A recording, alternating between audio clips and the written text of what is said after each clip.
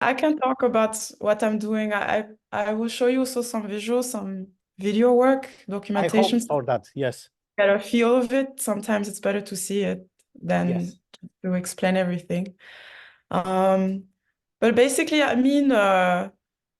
I was doing my work as a form of healing, and I got into this network of live art and performance a bit by accident. About, I think, from around 2005.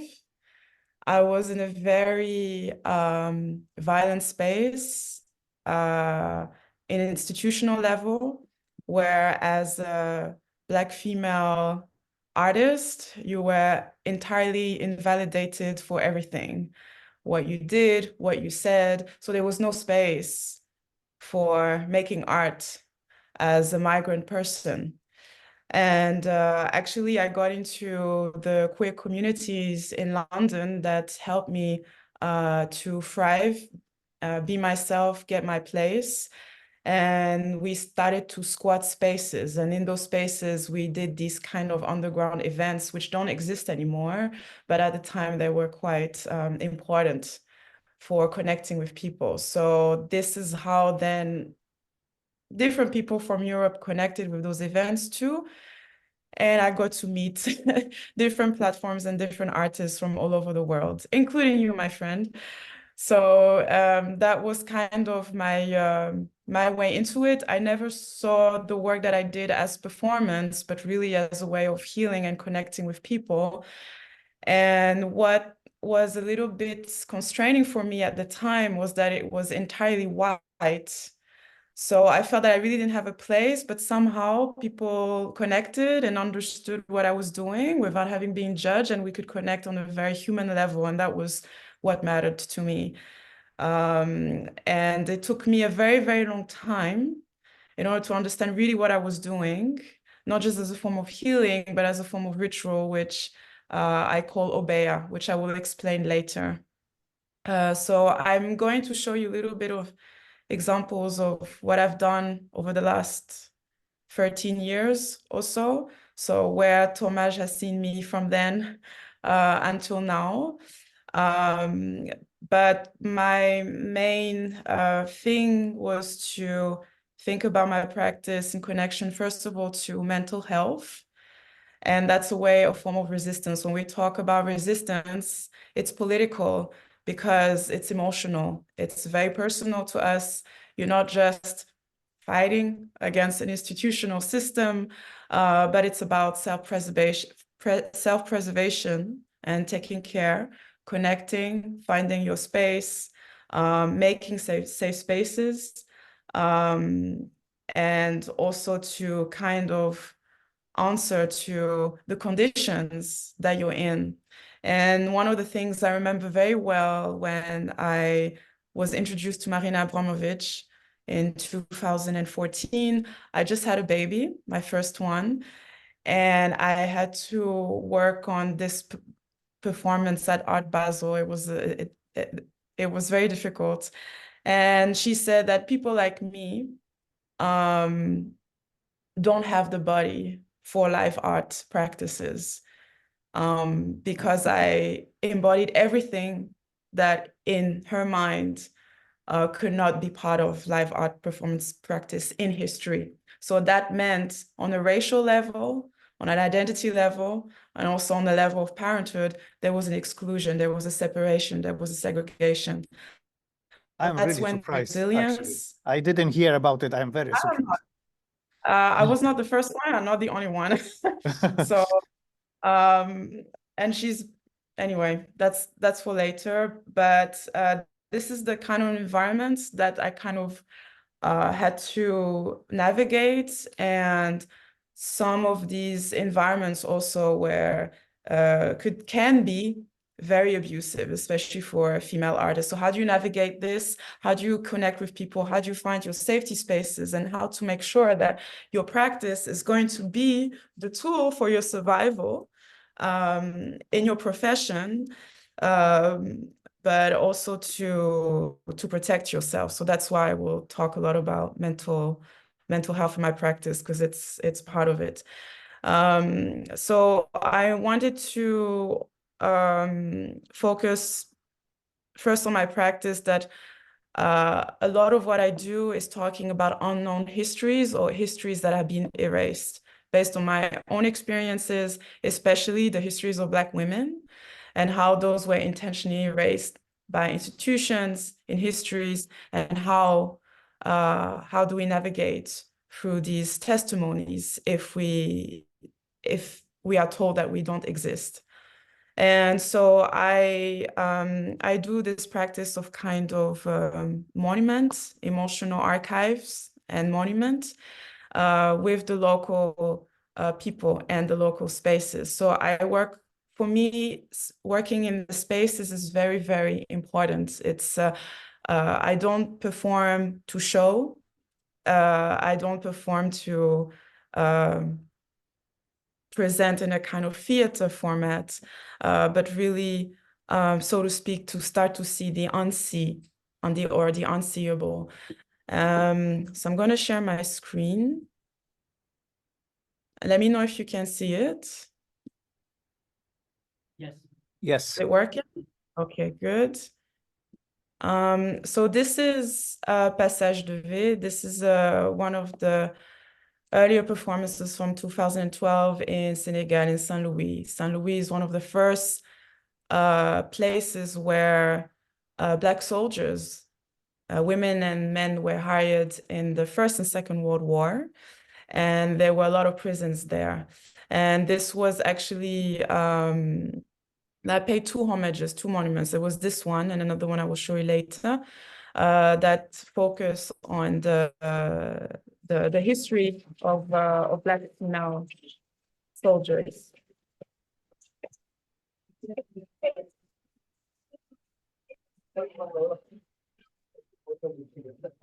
I'll skip through a bit.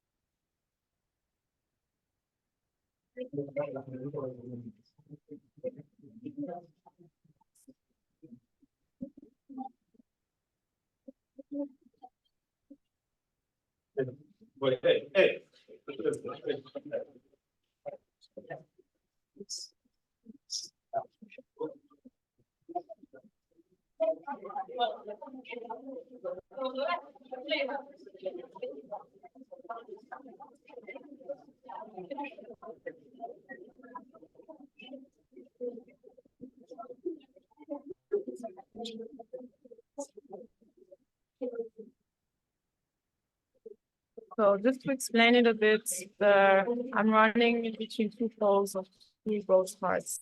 Ghost hearts because this is the area where we do a lot of rituals in Tabaski, where we basically offer goats as a way for communal gathering. But it's also a colonial tradition to mark the war. And in those hearts, they are nails, formerly used by the women inside the colonial jail, which is just behind the streets, and how they used it to basically escape the prison, but also to communicate, to create alphabet with those nails in order to find routes of escape or to communicate together.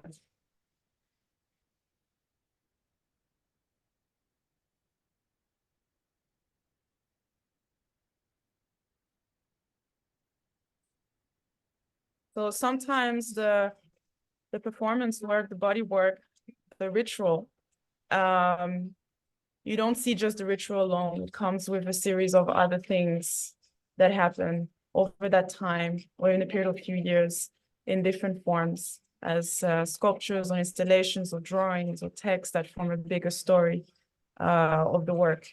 But the most important thing in the ritual is also the endurance. Why endurance for me? Because this is a way to transform my body and to have that emotional connection with the people who will participate in the work. So there's always some kind of participation. It's not an enforced participation. It's either even when you are there, you're already participating. And it's up to the audience to feel and to create their own narratives and stories of the work. This is not, I don't usually explain what the work is unless you want to talk to me afterwards for me what it was. But for everybody will be a different experience.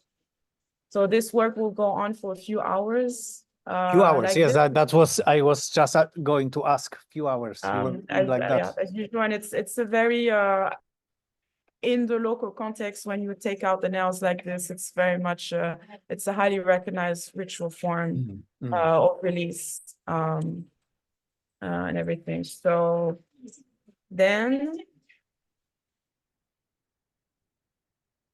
another thing that's important for me in my work is working through the invisible. So we are so used to, as visual artists, to work with what we see and create images, right? Also in performance where we create images with objects, with our bodies. But I'm also interested in energy.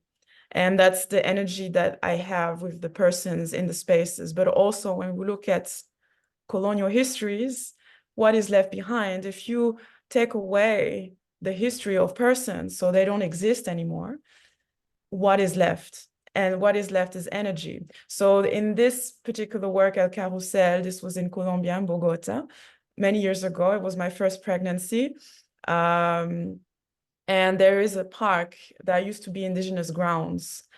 And a lot of spaces in that park, the trees were bleeding red, like very stark red resins. And there are different stones that boulders that cannot be moved. And these were formerly used for ritual spaces. And what happens is that if you walk around with metal rods, you can find ley lines. We call them ley lines, energy lines. This is the place where you do those rituals. So unfortunately, in the city of Bogota, they don't, you don't really, it's not taking care of these histories.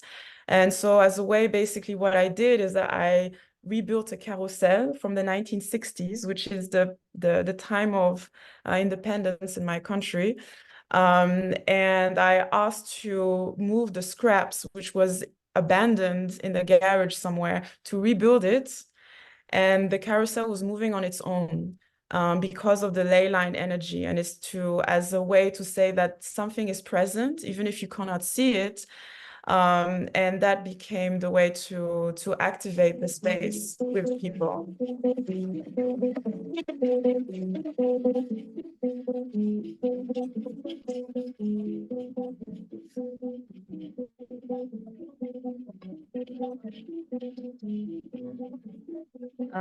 In the city, in a lot of cities, the donkeys are very present. And in my work, I work a lot with narratives of the donkey, especially with folk tales, because they are metaphors for the human condition. And they're very, very mistreated in Bogota. They're very much part of the urban and city life and with people. And they're seen as below human. So the donkey became the spokesperson for what happened in that space in the history. So this is the park, and after the rebuilding of the carousel,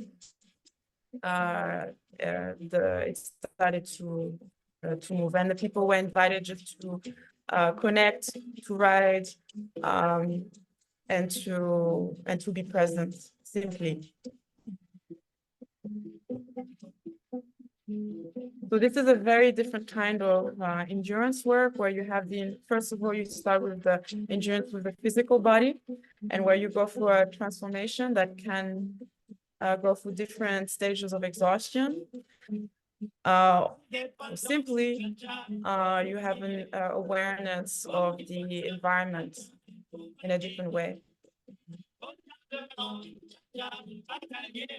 And this song is very common during the times of independence on the African continent, 1960s.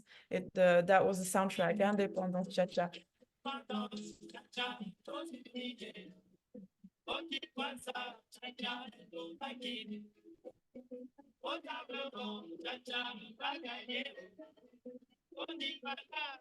Oh, super.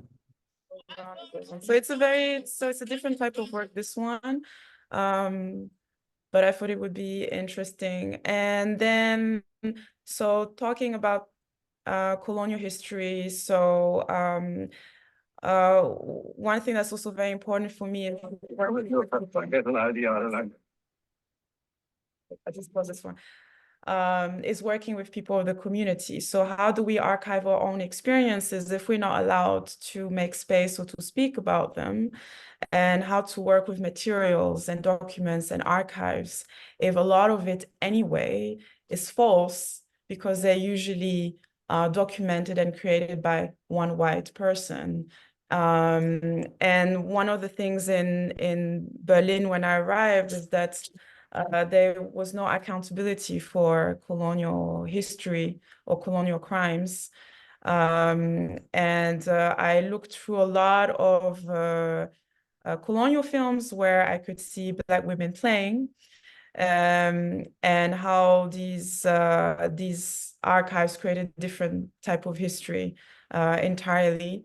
So I worked a lot with the descendants of Black soldiers, former Black soldiers that were imprisoned in Berlin in these colonial concentration camps, basically in the First and Second World War. And their descendants are still alive. And it was creating this kind of archive library through somatic body work and mental health, and then creating different forms of archive for photography, performance, film, and interaction in the space. So I took some of the descendants to those spaces and remade the films, these colonial films, based on their voices. So this is an extract of how these colonial films would look like. And they're super problematic. And so how do we change the narrative? If these spaces are still there, how do you change the architecture, the energy of the space to denounce exactly the institutional lies that we had to believe? So this is the last scene of Karl Peters, who used to be a wicked German general and created a genocide actually in West Africa, in South Africa and Namibia. And then it ends with the Siegersäule, which is the victory column here. And then it will transform into the Kilimanjaro, which is quite phallic.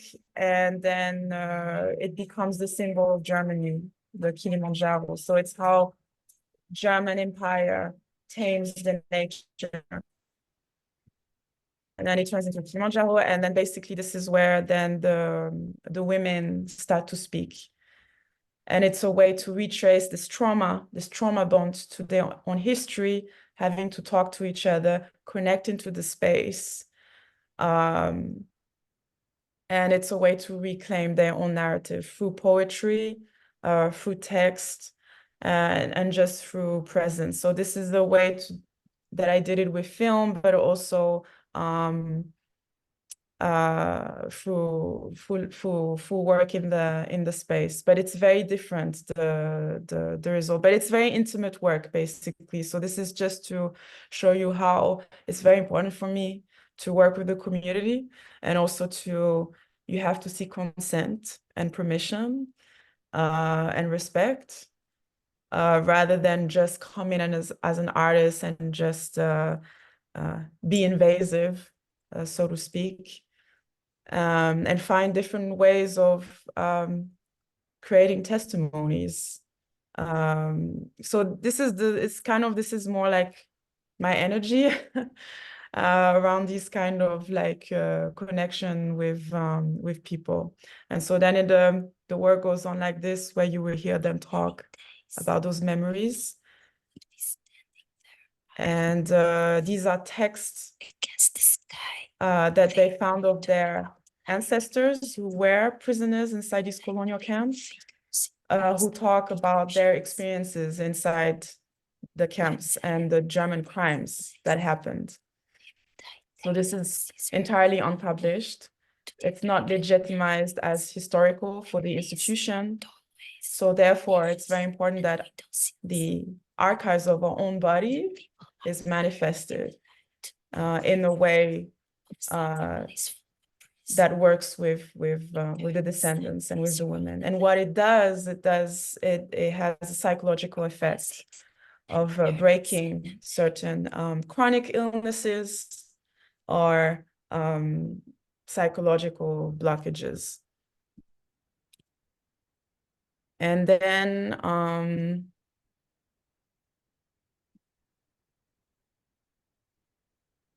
so again, like as I said, it's very important for me to work with context of spaces. Sometimes I'm invited to do live art festivals, and as Thomas knows, it's very much like I have to respond to the space and the energy and the persons, rather than having an idea and importing it and doing it. And I react to what is happening around me. And this was actually in Vancouver. I ended up in a city that was extremely violent, where I witnessed the rape of an Indigenous Black woman. I called the police. They did nothing about it. I called other people for help. They said, no, leave it. So I spent an entire week speaking to persons on the streets, having coffees with them, eating together, speaking to Indigenous women and seeing how they survived.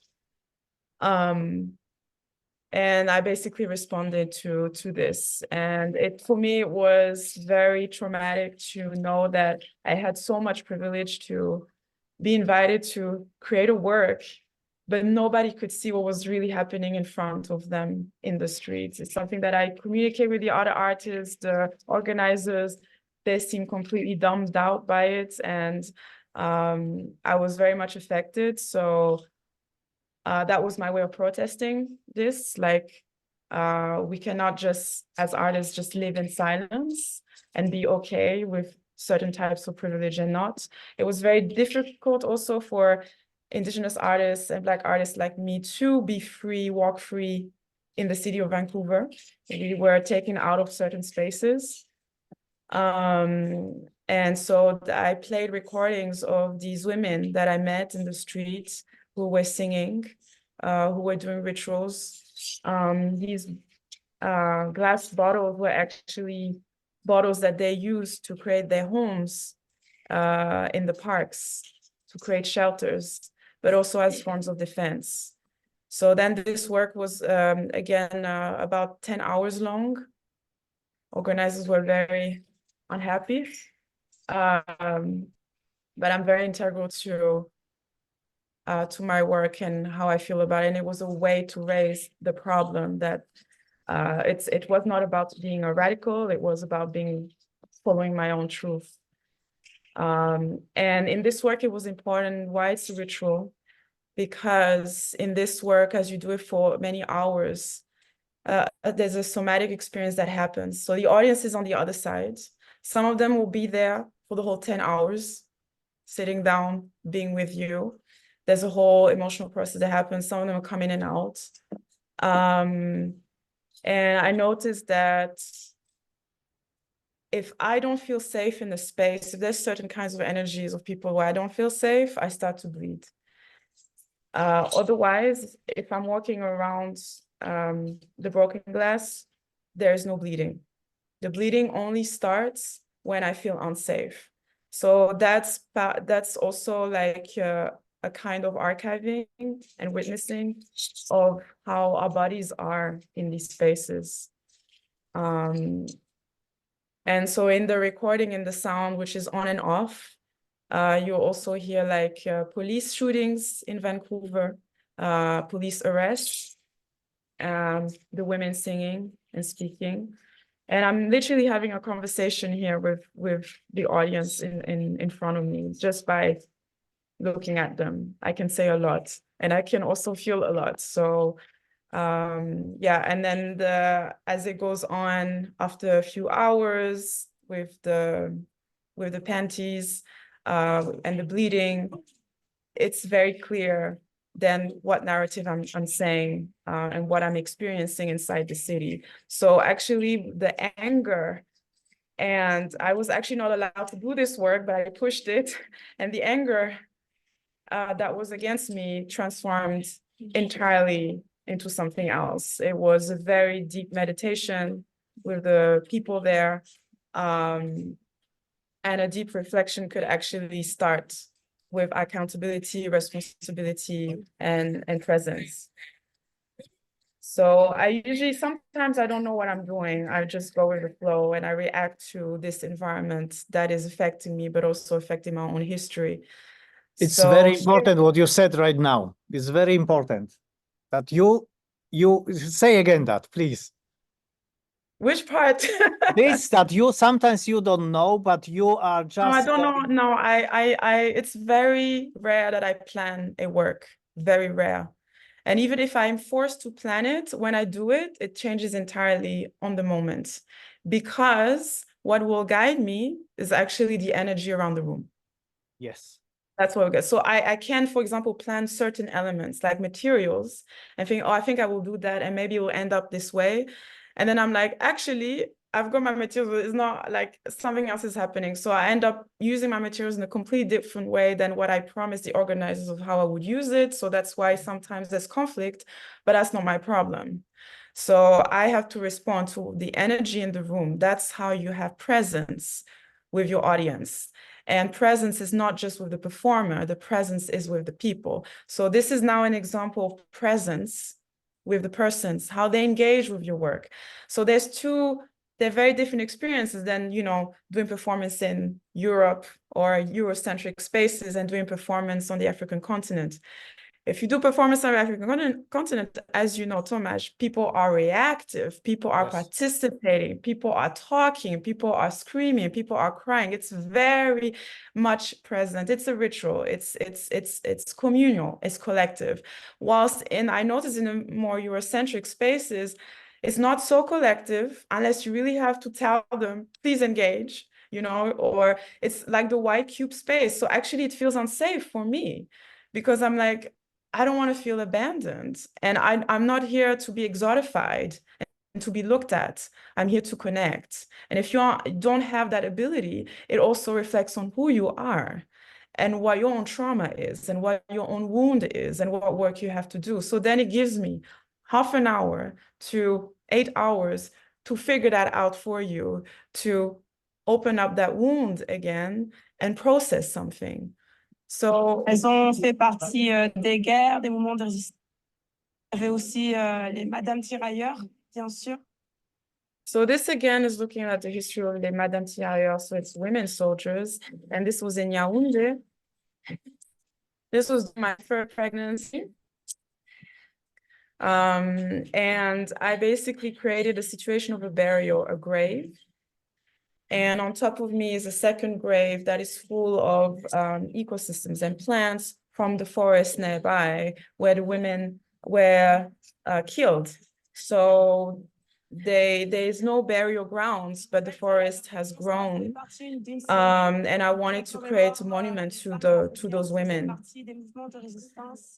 Because it's very taboo to talk about women soldiers, even if I was able to talk to survivors, male soldier survivors, and they would say, yeah, but you're not allowed to talk about women soldiers because they were whores in the war. I'm like, yo.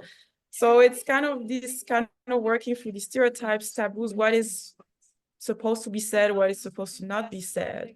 But I try to make space for that. So then here the audience is invited to put water on top of the plants to grow. And then underneath I'm piercing with the machine to make holes so that the water goes through. And I have to collect this water somehow or drink it. And also doing the shadow of the burial of these women underneath. So this is another form of endurance, because then now it's not just, you're not just talking about the physical strength, but you have to work with the complexities and spontaneity. You don't know where the work is going. You just know that there's tension, and you got to work through these tensions and how you transform that into something that is an elaborate narrative that people can connect with.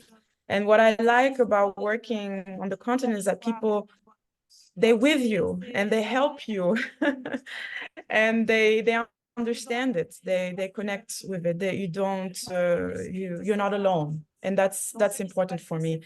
Maybe I also mentioned, because I was lucky to see this, I was there, that it's actually outdoor. There is so much people that it might look that it's indoor place, but it's outdoor, in the city, but outdoor. But it's very crowded there. Yes. Yeah. And But everybody is really participating, as you see. Yeah. So it's interesting because there's also one of the issues that comes up when you're presenting work, especially in performance festivals, is the issue. There's conflicts in terms of like dealing with safety. And, you know, when you do work like this, people feel uncomfortable. So when people feel uncomfortable, they get aggressive. And then they, you know, you're being pointed to the finger and saying, you know, like, yeah, you made me feel uncomfortable. This was dangerous. I know my limits. I know my body. Nothing's going to happen to me. But it's not up to me to make you feel comfortable. And if you're uncomfortable, that means something is working within your body that you haven't faced. So a lot of conflicts can arise when you're doing your work, but that might be a positive thing, because what you did is that you basically highlighted a big problem, and that they have to deal with. One second. So yeah, this was the other Madame Tirailleur, and this one I like. This was very simple. All I did was I took the descendants of African soldiers who were farmers in Saint Louis. The farmers all came with their goats, and we put the words and testimonies and photographs of these women from the Second World War.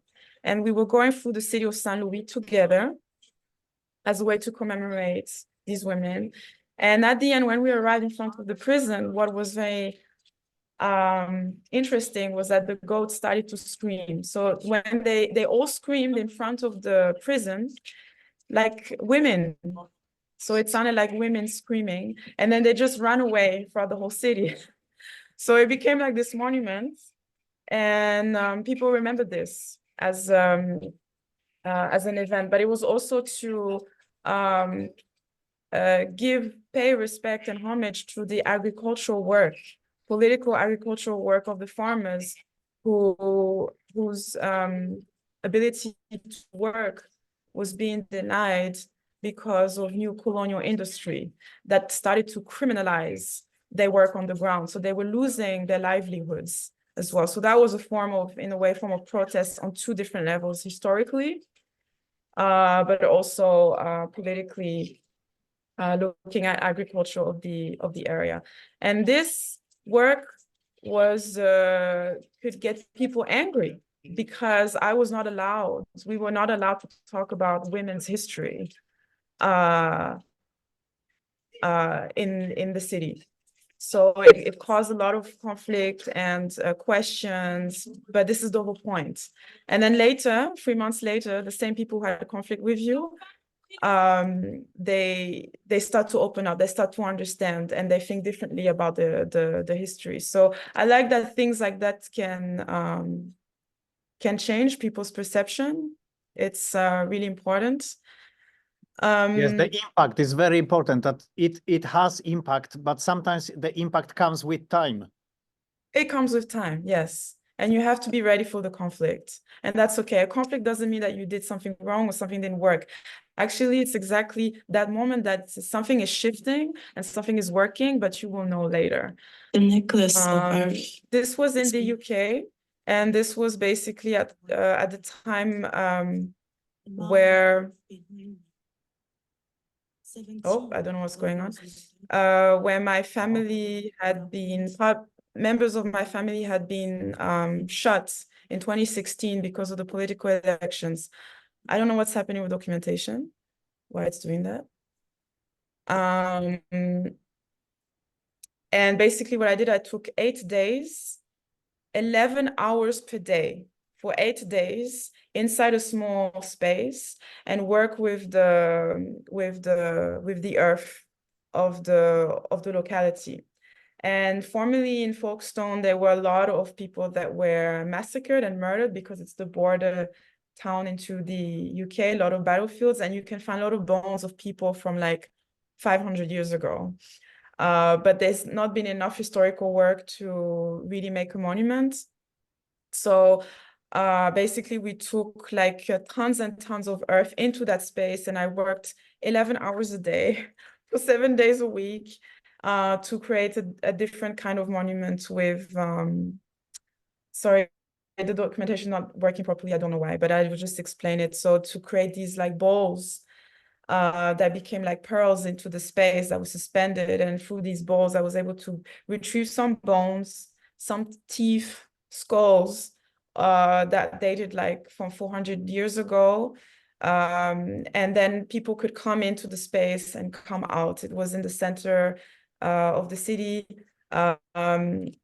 And so this, for me, was a really interesting element because it's element that is not planned.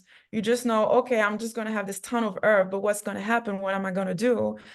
And throughout the days, every day was very different in terms of the presence, the energy, the movements, what I was going to do with this earth, how I interacted with the people. Some people were participating. Some people, it was very intimate. It might have been transgressive because I was eating the earth and then I was sharing this earth to other people's mouths. They didn't run away, which is great, but it's different. Every time there was a different thing going on. And then in the end, the room ends up with just a mound of earth made out of pearls suspended into the room with bits of these skulls that then we gave to the architects in the end. This one I want to show because Tomasz was there.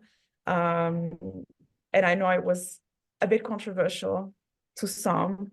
I know we had some like discussions afterwards.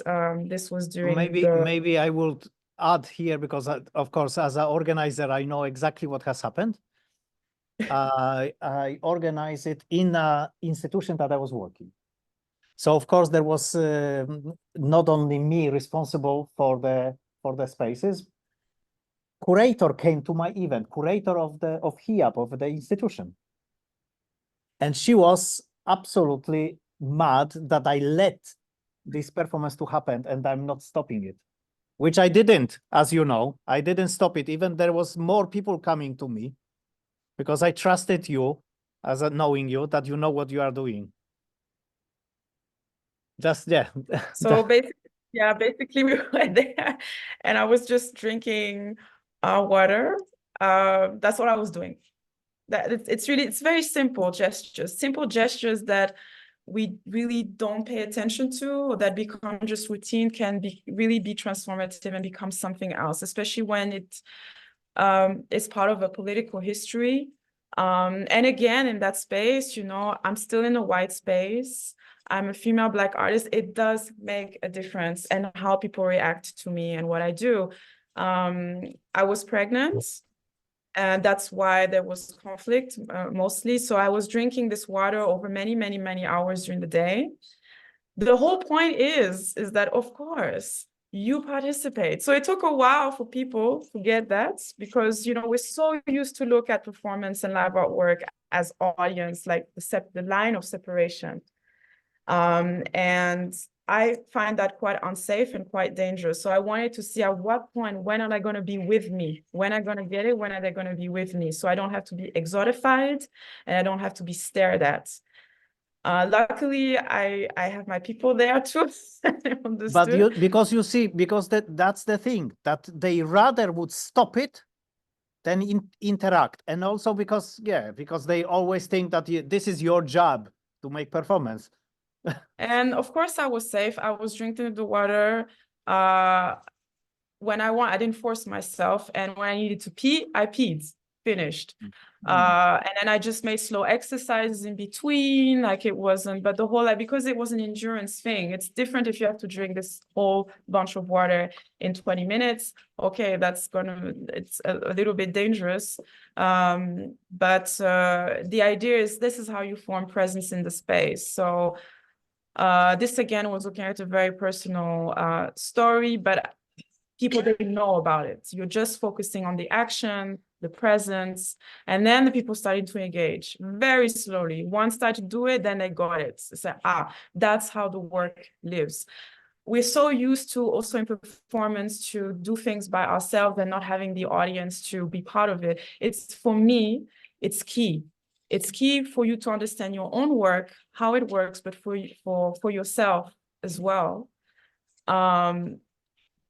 And it's there to simply connect with people, but also how do you deal with the material that is there? It's no longer water. It's no longer cups that you're dealing with, but it becomes synonymous to other things. And that's very important. So after a few hours, people helped me to get through it. But also broke down their boundaries as well, were comfortable with their vulnerability. And voila. So, and I think vulnerability for me is very much key. It's very much actually power. This is what, if you are able to be open about your vulnerability, you're not going to get weaker. You're actually going to be feeling more empowered and creating your own safety around your work. So, and that transformation over a few hours, that's how we got like from the aggression, the conflict, to something else that was about gathering, presence, and love, because this is what the work is throughout. So this is like a little bit similar. You know, you have the same elements. So how do you use the same materials but work with them completely differently? This one was after the pregnancy, and this was with wine, and basically for a few hours, I was drinking the wine slowly, but I had to skip. So I was skipping and skipping and skipping, and obviously what happens over time, of course, it has an effect on the body. The rush of the alcohol, plus the exercise, but also the emotional archive that comes into this work, because it's a very personal work. Again, inside a white institution, inside a white space, it's very clear. Then the definition of the narrative is very, very, very clear. But therefore, even if I push my body to certain limits, it defines the narrative. I still know my boundaries. I learn for myself psychologically, somatically, what this work is. And the definition, the image is clearer also. So what it does is that as you go later into the work, and anything is spontaneous, right? So the sound is very important here, making traces, how to draw in the space. The work is not about planning exactly what you're doing. It's really about understanding the power of spontaneity and making it work in the space. And this is how you can, use the same materials or recycle those images, but create a whole different thing with it. So I just wanted to But show. there was no participants. Nobody helped you with the wine. No. I mean, usually, no, only in Africa. But then, no. But No, in also, Helsinki, they help with the water. I'm really surprised that yeah, they didn't. because I had my people there, you know, like, I mean, they know Like- me, so they then I got it. But like, I think also the presence of a pregnant woman or woman breastfeeding, it can really set people aback. They don't know what to do with you, so they're like, okay. But I really like this form of repetition because every time you repeat a movement, it's never the same. And you really create a very strong, clear image with repetition. And you feel the transformation throughout the work. So basically, as I'm skipping, of course, then the wine comes out of my mouth. It's like a whipping. And so there's blood, then it comes like blood goes everywhere. And it's very clear. So it's kind of working with this spontaneity. I didn't think, oh, I'm going to do this, I'm going to do that. I'm just going to create a space for me to build and feel how I can communicate with the audience. So this is the same. This was working inside a theater, which is totally not my kind of space at all. But I was able to create like a parcours. So people actually had to change the space, the elements with me over 4 days, during the day and night, with elements of sound, of debris, of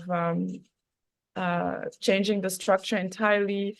And basically there were certain parts of my body that would be in little bottles, whether it was sweat or skin, water, whatever, so that people could take away with them. They will have their own forms of testimonies, singing songs together. So it built up a whole work. The installation was the basis, the fabric, to build up a whole narrative of work with the people. I spent days to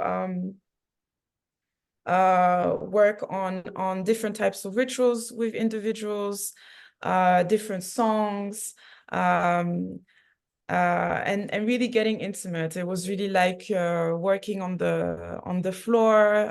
Let me see. Yeah, inside the parachute, for example, where people will go inside the parachute with me, and we will create a song together.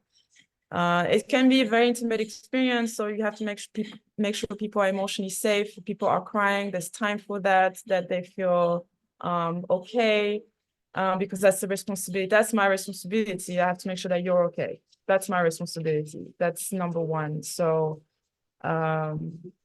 So this is how I'm present without necessarily, I don't have to be there all the time, but the activation of these elements will inform and activate my story.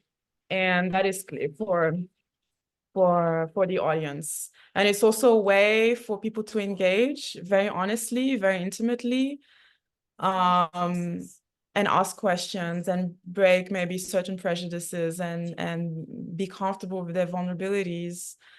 And it's a beautiful thing. It's a beautiful encounter. So how do you do this in theater where it's also boxed? Yeah. And this was a way to break a bit from the institution in a way. What year it was? This one was 2017. It was 3 months after I lost my baby.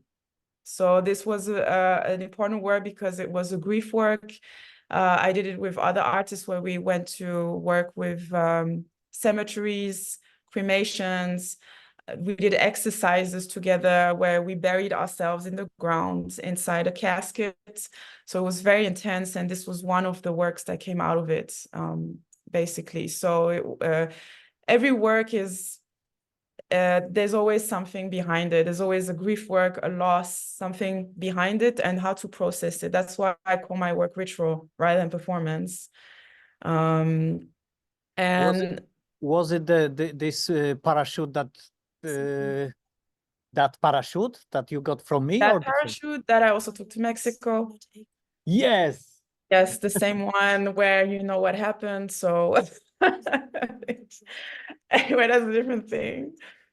And I love this intimacy. I love what, it's what we call collaboration. And I worked a lot in Canada, especially with Black Indigenous persons and stories on the ground. It was clear, and I was just shocked, entirely shocked, that states in Canada don't really focus on decolonizing their own histories, and the level of trauma is immense. It's immense. It's no better than the US. So I worked a lot on ritual. Oh, what has happened?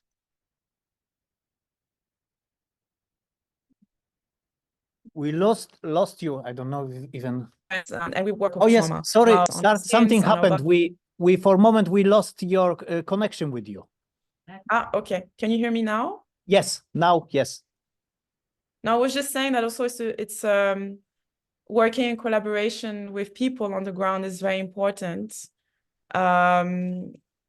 in order to decolonize our own histories. So these will be like ancestral grounds, literally ancestral grounds where Indigenous persons and populations were exterminated, but there is no like burial, cemetery, memorial indication. It's like as if it never existed. And the museum right next door focus on the history of this place, but only from the white perspective. They don't tell you about the whole Indigenous histories of centuries ago before that, and what the crimes that happened, the genocides that happened. So this was a way to work together with the body, with the land, with the frequencies, the sounds, and create a form of burial for what happened.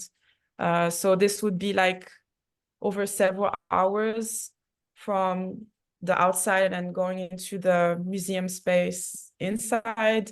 Actually, again, it caused conflict with the organizers because it's almost like we were not allowed to show this colonial history.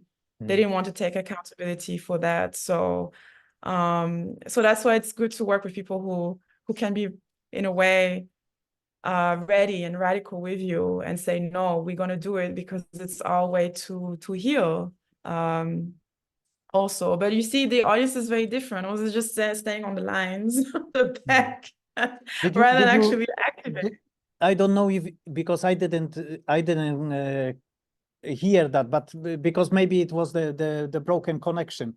But this is the artist that is from Blackfoot, yes? He's from the Terrence. Yes. Terrence. Yes, Terrence is Canadian, the First Nation, representing First Nation in performance art.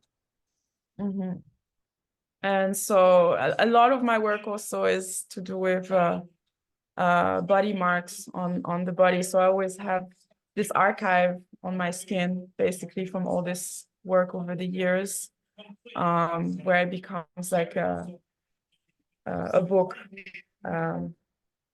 of what happened. So it's kind of nice because it's working through this work sincerely with love, with people that are important to you.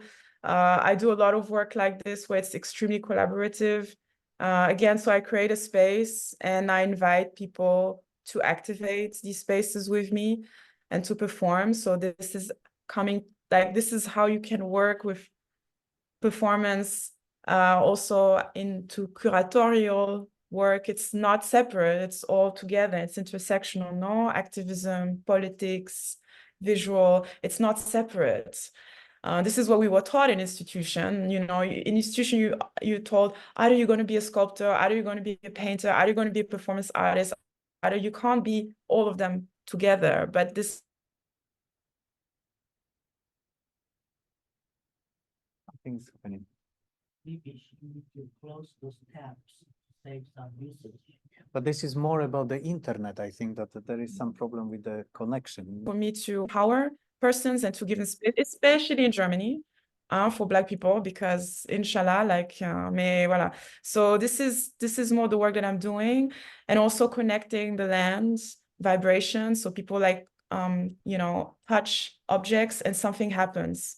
So when you touch something, like something is moving or a light is changing or you hear sounds, particular sounds. So it gets you into your own history somatically. So therefore, not only it's just not me activating the space, but the objects around, and you can be in there and you make whatever you want. And then the last thing I wanted to show was this one, because this was at a time I talk about mental health and healing, and, you know, like doing performance is something that is necessary and that can be empowering and put you in a good place. But it's also a very strong form of testimony. So this was in a time of my life where I was in a very, very, very toxic and dangerous environment. I ended up actually almost dying at hospital because of this. And this was the first performance where I actually used my voice. So I showed you before, have you noticed, I've never spoken. I don't speak in any of my work at all, because I'm speaking with my body and I'm speaking with my gaze and with this interaction. And this one in 2021 was the first time that I spoke. And this was when I was at the most dangerous time of my life at the time. And it was a way of screaming out, you know, one's own testimony of danger. And it was significant for me because I never saw myself speak in a work. And so I thought about this. I thought about what it meant for me. And also the fact that during this work, my work was censored. The technicians sabotaged this work because it was during COVID. So it was like, Forgive me, thank you. online. A very old woman And told me this tale. She saw it with and her this own was actually live eyes. streamed. And And they this is actually, true half story. of it, Because, they muted like, it by everyone, purpose, you know, because they didn't want to work with a Black female artist. And it was clear there was some tensions before, and as a way to, as a revenge, they basically sabotaged the work during the production and during the filming of this. So the original thing was restored a bit, but this was quite significant. So this is, as an artist, this is my platform. This is what the conflicts I have to work through, how to be graceful about it, but also how to be honest and give tools to empower others to learn these spaces, to learn how to navigate them, because they're very real. And how do work and why does it change? Because from what I've always done in the last 20 years is that I never use my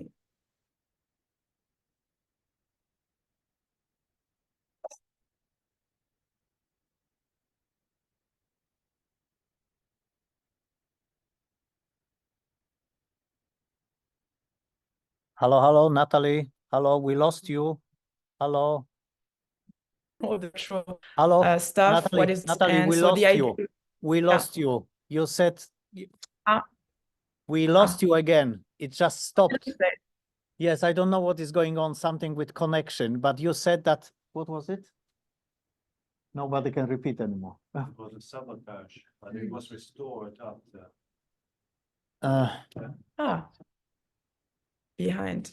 Yes, I was saying that basically the institution quite often censors the work of migrant artists and sabotage the work. So if this was live streamed originally, and during the live stream, the technician deliberately muted it.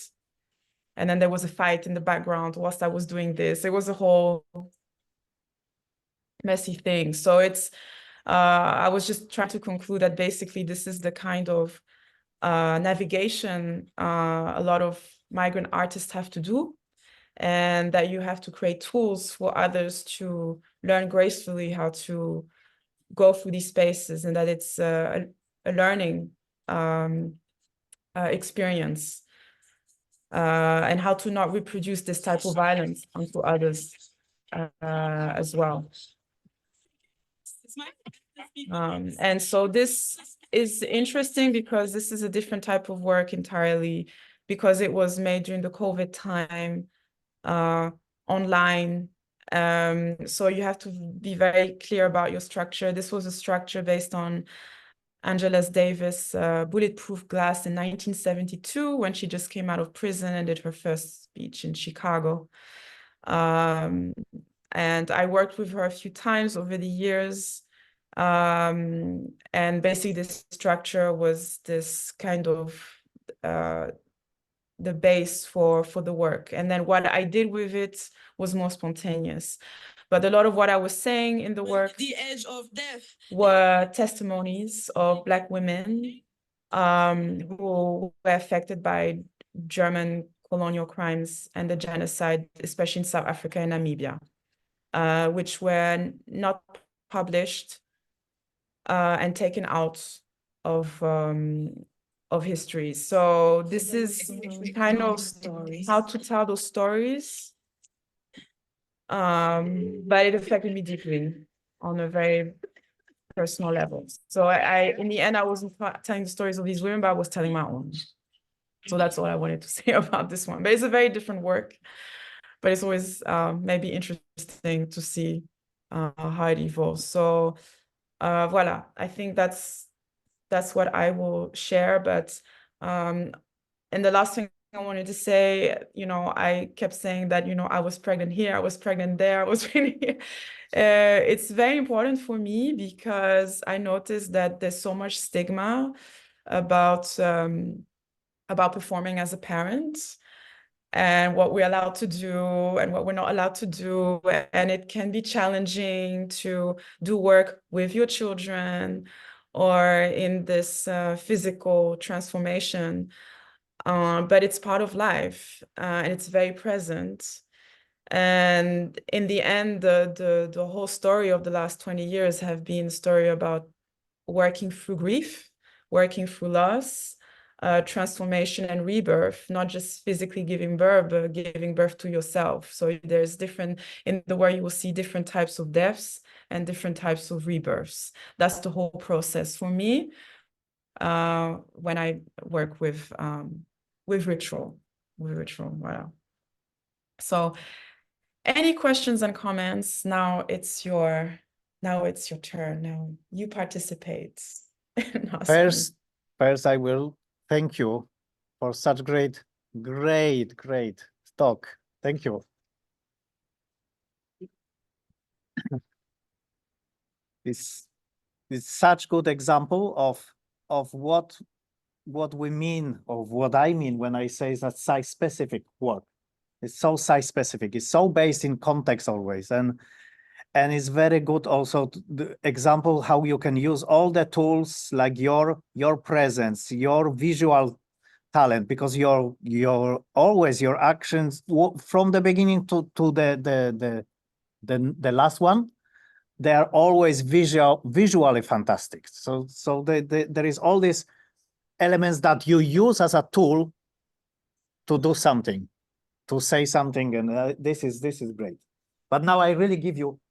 But we have to. I think we have to do it. That anybody who would like to ask something must sit on this chair, closer to the computer. You can also bring another chair Yeah. closer to you.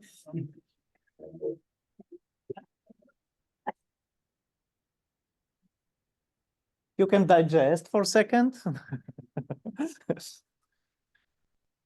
Thomas, do you have any questions or comments? But I just said my comments, but I really would like that you would ask, because I saw you several times, and it's different. But my friends see you first time. Hi, thank you for your everything that you gave to us. I would like to ask, how did you find the courage to to fight against these obstacles that you have had, because everybody has not been like a arm like this to have your performances. How do you have this? I will do it. I have to stay very truthful to myself first. The reaction and projections of people are not entirely, it's not because of what I do. It's just certain things that people react and project their own fears onto you, or inadequacies that they have, and you become a very easy target. I also notice that in comparison to my colleagues or my friends, anything, if they didn't feel comfortable about something or something went wrong, it has nothing to do with me, I was a target. But this is because we're living in a society that we have. And I have to say, and Tomasz knows it very well, in the 15 years that I was invited to performance festivals, it has been entirely white. And it did make a difference in terms of how I literally had to fight and survive in those spaces to be at a human level with everyone, but also be a reflection of everyone else around me. So that actually I became a threat because I reflected you. The way that you would behave with me, it's like I have to reflect that back to you in my work somehow. Not attacking you. It's not, the work has nothing to do with, it's really about love and care. But I have been inside an industry of performance live arts, which was very minimizing for a very long time. And even at university, you know, you were being taught that, you know, there's no history of live art performance, African art, for example, which was not true. You are taught that live art is only Fluxus art, or it's only these white male performers. And unfortunately, in a lot of situations, those spaces can be very abusive and very dangerous for women. And we haven't talked about this as artists together in our community quite seriously. Only very recently, women started to speak about it, but they were punished for breaking the silence. So, and for me, it's very, very important to reflect this in the work and to say, this is the reality that we live in. And that's why I say my work is ritual, because I'm not there to perform for you. I'm doing it for myself, first of all, and I'm inviting you to do this with me. So it's an invitation. I don't force you to do it. And it's healing when I do it. If I don't do the work that I do, I will start to get very, very sick. And then end up in hospital because I'm not taking care of my body. That the work that I'm showing you that might make certain people feel uncomfortable is actually a way of self-preservation. That's how I beat cancer, for example. That's how I beat violence. That's how I beat toxicity. So I know for myself what I need to do and what is good for me and how I do it, and I trust myself entirely. And those around me who trust me, then that means they know me very well. They know me very well. Okay, thank you very much. Yes, I wanted to present you Zomo because she represents for me this a warrior that is not using weapon or aggression, but art as a tool to deal with this. And I think it's stronger, actually, like she said herself, like it's stronger to react as an action that gives you something to think than to just scream and fight. I think that this is stronger. Yeah. You have question, yes? Hi. Yes. Probably not a question, but a more comment. Dmitry, nice to meet you, and so grateful for this opportunity to hear your story and the story that you tell about the others. I think that the way how you decided to tell this, to perform, to react, as you say, to the horrible things that happening, and probably will happen. This for me is incredibly inspiring, and the whole story that you told recently, I had this strong emotional resonance in my body. I was like, I don't know, how the string of the guitar, perhaps, or something else. I know. The thing is that I'm looking the way how to invite others to understand that some things could be done in a more respectful and benevolent way, not fighting against the systems, but inviting them to think and to transform some real world problems into the solutions when everybody can thrive. And have never thought that it could be done in the way how you do. And the perspective that you brought to us today is amazing. Thank you so much. Thank you so much. I have no questions because perhaps I have more questions to myself. Maybe I say to Thank you.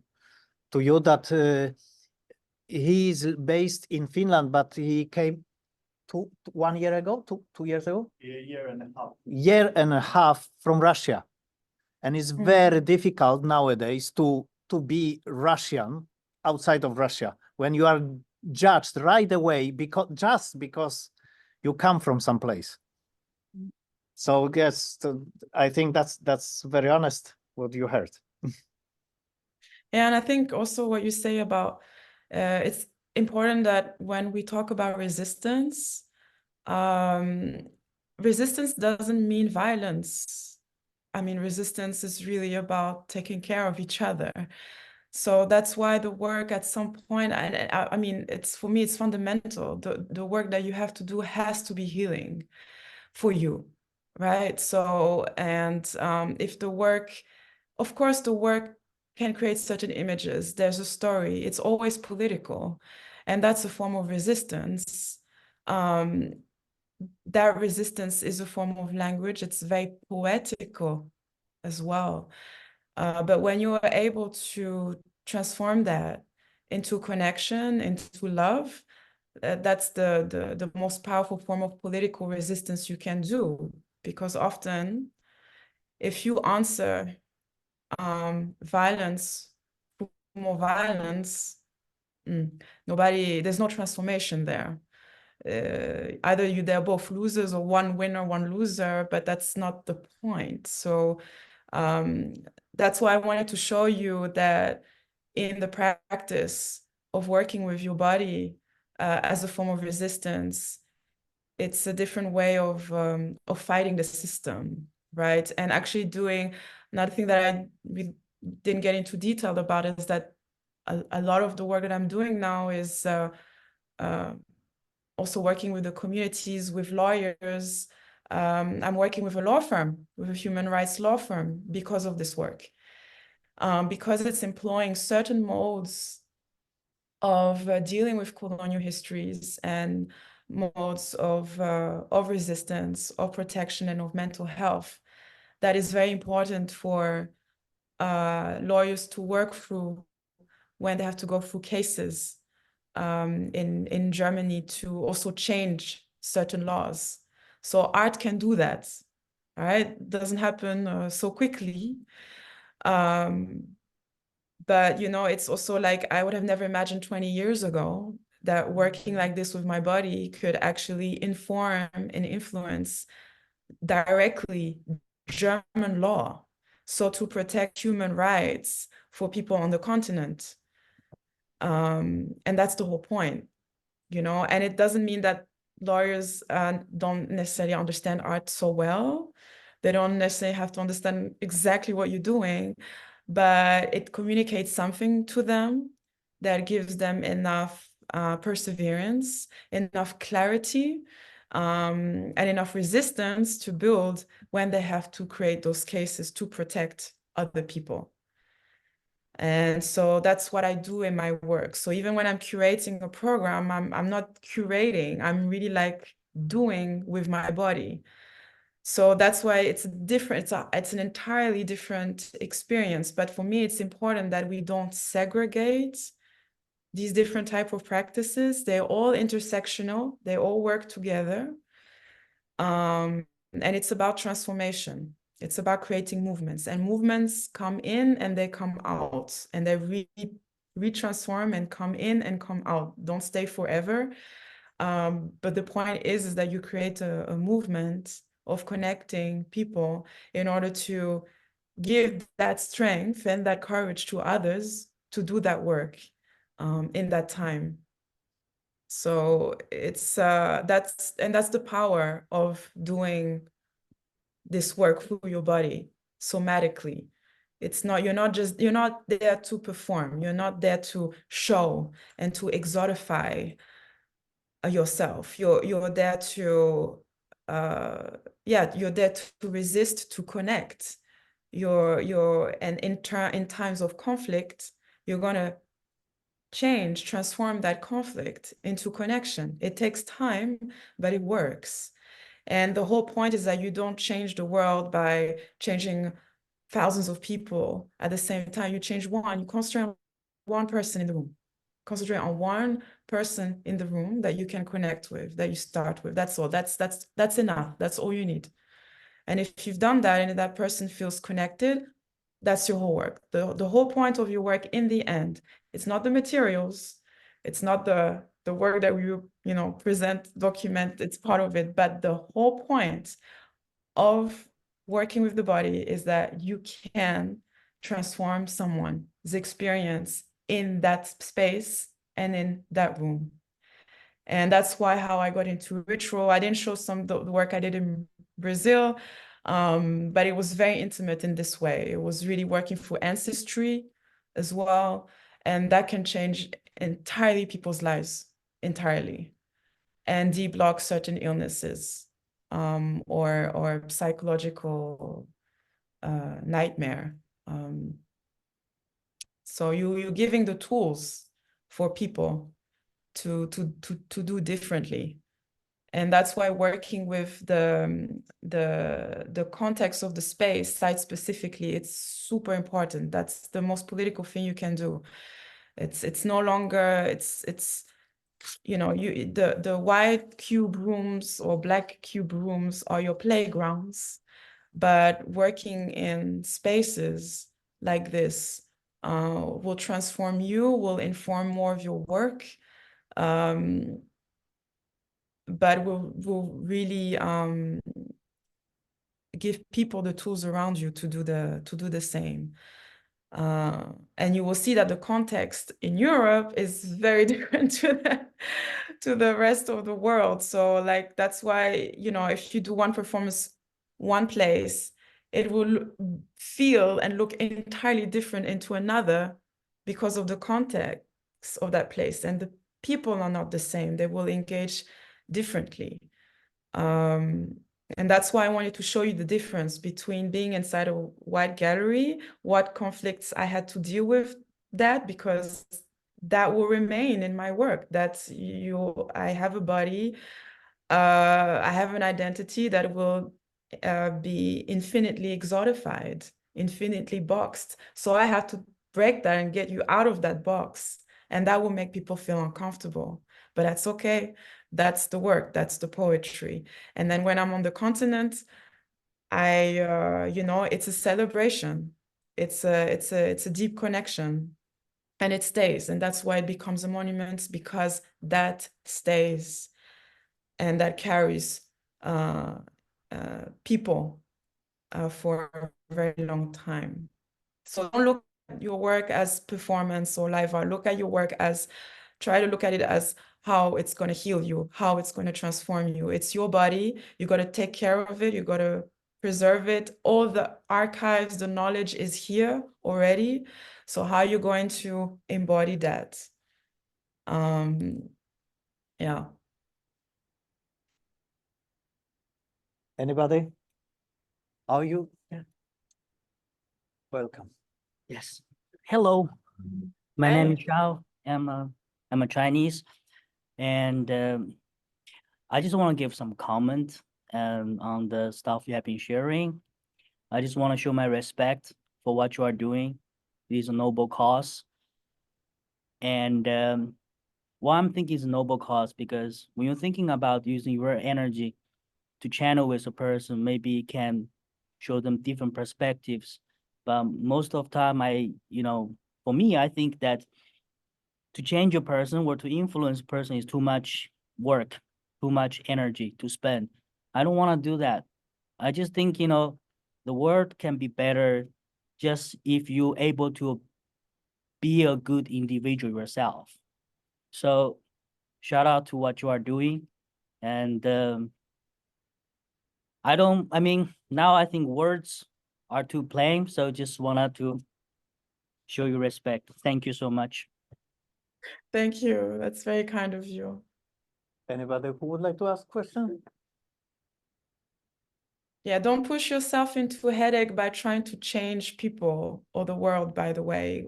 No. Sometimes change is just simply connection.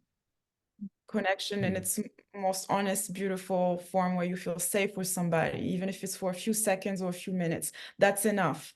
And that will explode your work. So you don't, you're not there. We know we don't live on this earth to having to change people. Certain people you won't be able to change and they will harm you, actually. So, but if you can connect, and that's something you cannot entirely see, it's only between you and that person or that group. And that you will feel that will become your knowledge, and that will make your body stronger as well when you're doing your work.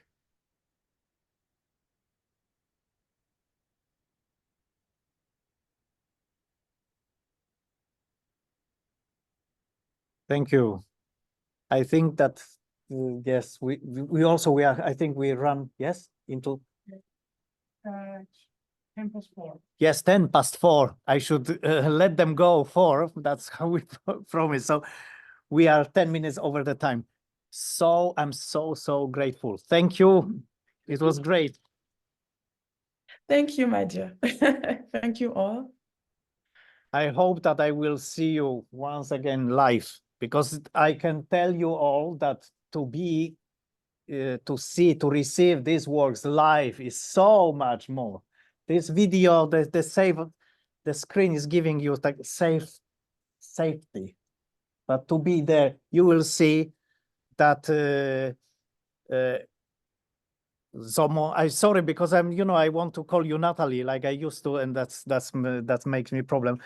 But when Zomo is performing, you know that it's real, that she's authentic. It's not theater, and maybe you could feel that already in the documentation. But to see it live, it's so much stronger. So if you have ever chance and you see some information that there is performance by her, I really recommend to see it live and participate if you can. Yeah. Thank you. I Thank send you. you positive vibration. I hope that you are okay. And I will say goodbye. Yes. I'll see you soon. See you. Thank you, Bye. Zomo. Thank you very much. Yeah, From thank you. Barca and I.